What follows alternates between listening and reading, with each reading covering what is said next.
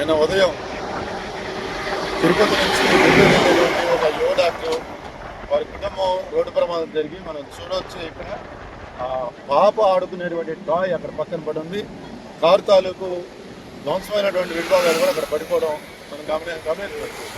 మరి ఈ రోడ్డు ప్రమాదాలు ఇంత పెద్ద ఎత్తున జరుగుతున్నప్పుడు చనిపోయిన వ్యక్తి కూడా అధికార తెలుగుదేశం పార్టీ పల్లా శ్రీనివాసరావు గారి బంధువులని చెప్పి మనం ఎన్ని ప్రమాదాలు జరిగిన ప్రమాదాల నివారణ సరైనటువంటి చర్యలు చేపట్టే దాంట్లో విఫలమవుతున్నాం అనేది వాస్తవం.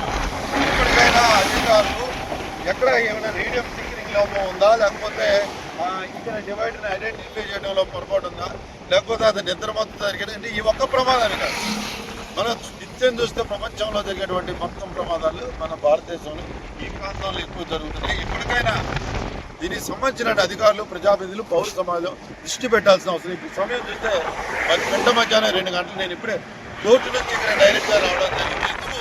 ఎందుకు ఇన్ని ప్రమాదాలు జరుగుతున్నాయి అనేటువంటిది ప్రజలు కూడా ఆలోచన రావాలి. ప్రజలు ఒక బిగ్ బాస్ మీద, ఒక సినిమా మీద ఉండేటువంటి ఇంట్రెస్ట్ మన సమస్యల మీద యువతకి చైతన్యం లేకపోవడం కూడా వీటన్నిటి కూడా కారణంగా మనం భావించాల్సిన అవసరం ఉంది.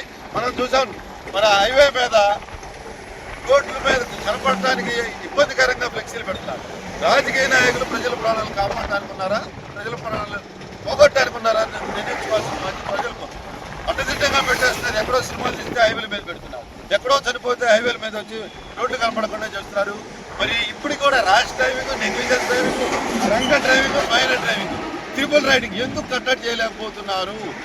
నెంబర్ ప్లేట్ల మీద నెంబర్ లేకుండా తిరుగుతున్నారంటే సిస్టమ్ అంటే భయం ఉందంట లేనంట. అంటే రాజకీయ పార్టీలు సిస్టాన్ని వైలేట్ చేసే వాళ్ళకి రాజకీయ పార్టీలు అధికారులు అండగా ఉంటున్నారా, ప్రాణాలు కాపాడడానికి వీరుంటున్నారని ఆలోచించే ఇట్లాంటి ప్రమాదాలు. ఒక యువ డాక్టర్ ఎంతో మందికి సేవలు అందించి ప్రాణాలు కాపాడాల్సిన కుటుంబం ఎన్నో ఆశలతో వాళ్ళు చదివించుకొని మరి ఆ స్థాయికి తెస్తే మరి వాళ్ళ చనిపోవడం ఒక పసిపిల్ల తాను ఆడుకునేటువంటి బొమ్మ కూడా ఇక్కడ పడిపోవడం ఎంత దారుణమైనటువంటి ధైర్యమైన సంఘటన గుర్తించి దీని మీద సీరియస్గా పౌర సమాజం నుంచి కూడా స్పందన రావాలి.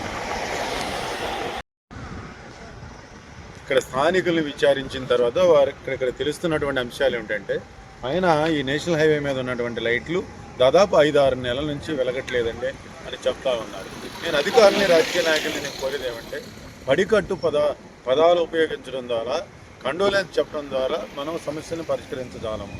ఖచ్చితంగా ఎక్కడెక్కడ ఏవే కారణాలు, ఎక్కడ లోపాలు ఉన్నాయి వాటిని సరిదిద్దుకునే ప్రయత్నం చేయడం, ఈ రోడ్డు ప్రమాదాల నివారణ కోసం కనీసం అవగాహన ఉన్నతో కమిటీని వేయడం, ఇట్లాంటివి కనుక చేసినట్లయితే మరి వీటిని కంట్రోల్ చేయొచ్చని తెలియజేస్తాం. ఎందుకు ఏం సైతం